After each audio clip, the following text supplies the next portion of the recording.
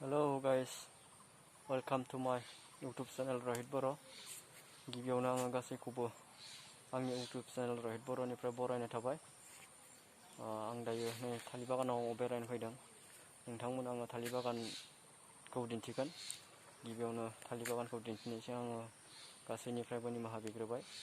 आङो दायो YouTube चेनेलाव माने गोदानै फैदों।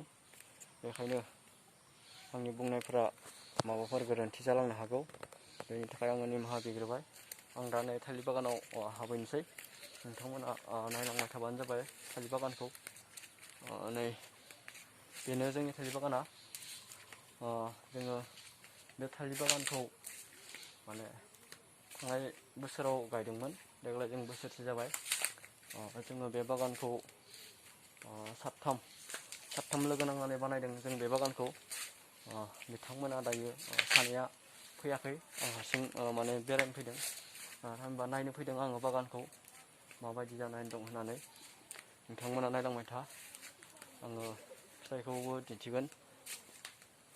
नै थालिर फिथाइ नैबे नै नोंथांमोना नायबानो जाबाय फिथाइखौबो।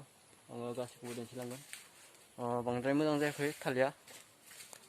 जोङो गोदानसो नालाय थांनाय बोसोराव गायदोंमोन जोङो गोदान हिसाबै जोङो माने बारा माने एक्सपिरियेन्स गैयामोन।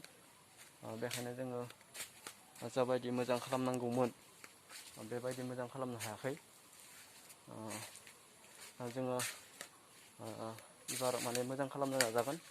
जोङो एसे एक्सपिरियेन्सखौ मोनबोबाय नालाय जोङो गिबियाव गोदान हिसाबै जों माने मोजां खालामनो हायासै आरोना थालिर बागानखौ। नोंथांमोना नायलांबाय थाबानो आं नै फिथाइखौबो खिथिदों।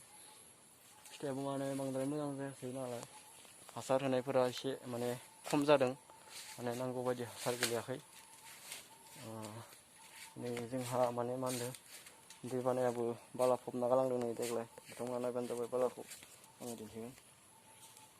दैमा खाथि नालाय बेखायनो माने बाला फबना गालांजोबदों गरायाव। थेवब्लाबो माने जेबो जायासै दै लोमदोंब्लाबो।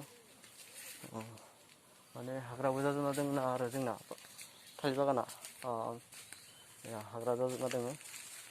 माने जोङो खामानि मावनो खाबुखौनो मोनाखै बे साननैसोआ अखा हाबाय थानायनि जाहोनाव।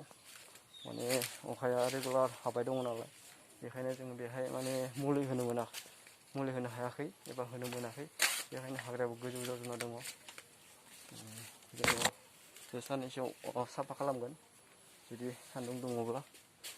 माने अखायानो रेगुलार हाबाय थादों नालाय जोंखौ माने खामानि मावनो सुबिदाखौ होआखै आरोना। जोङो फानबाय दङ थालिरखौबो एसे दाम बारा गैया। थेवब्लाबो एसे खमावबाबो हरदों जोङो थालिरखौ। बेनो जोंना थालिर बागाना। एसे गाज्रि जाना दङ आरो बागाना खामानि मावनो मोनाखै। अखा हाबाय थानायनि जाहोनाव जों माने साफा खालामनो मोनाखै आरोना थालिरखौ। ओंखायनो एसे माने बागाना गाज्रि जानानै दङ। आं बेखिनिखौनो दिन्थिबाय दिनै।